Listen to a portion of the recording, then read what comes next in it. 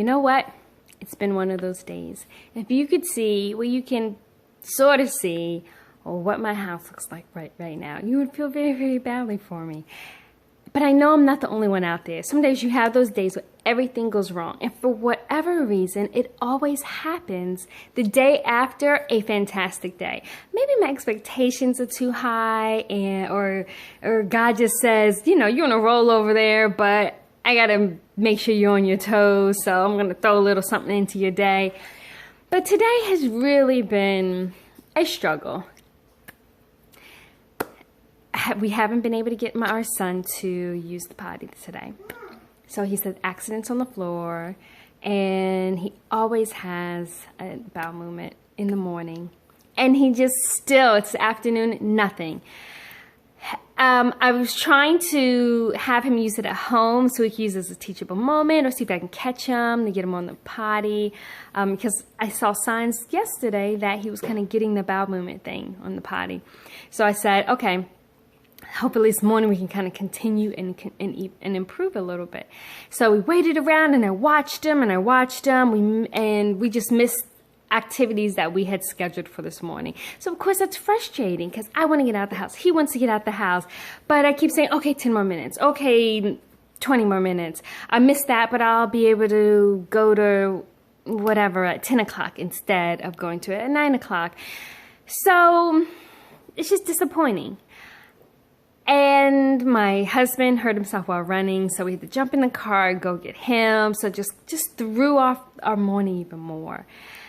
I tried to empty the dishwasher, but my son was climbing in there, and then he started crying, and then I went down to see what was wrong with him, and then we did a head bolted me, or whatever it's called. It's just a rough day thus far. But you know what? It's going to get better. And I know I'm not the only person out there. And what do I do to kind of overcome some of this? Number one, I just go outside. I don't care what I look like. I don't care what my son looks like. I don't care how it's going to mess up his schedule. I go outside and I just walk for a little bit. And when we're outside, my son is very calm and very relaxed. So it kind of brings his mood together, brings my mood together. And then when we come back in the house, we start new. Another thing I do is, if I can, without putting stress on myself, I try to just straighten up my house just a little bit. It just seems when my house is together that I'm a little more organized, and I'm able to function better. But sometimes it definitely isn't doable, especially with days like today where my son is very clingy, and he does that when he has to have a bowel movement. So the last thing, I may get a little flack for this, but I go into another room and I close the door, even if it's just for 10 seconds, and I just exhale. I try to push all of the frustration out, and I come back out of that room, and I'm a new person. I just say, okay, you know what? I'm going to tackle this. I'm going to release things that aren't going well. Maybe he didn't eat. He doesn't want to, do some type of lesson that I had planned, an activity I had planned.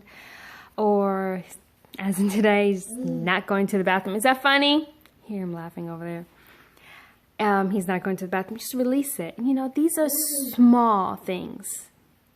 They're just small things. I have to remind myself that in my world as a stay-at-home mom, they're big things, but they're really, they're small things. I have a healthy family. I'm healthy, and we want for nothing. So I just have to remind myself of those things and just try to take all that frustration and just put it away and start fresh. So let me get back to him. I hear things being thrown around. And I just wanted to give someone out there some encouragement. You're not the only person, and focus on the days that do go well. And just remember that it's going to get better. It will. Staying positive is a powerful, powerful tool. All right, that's my cue. Bye.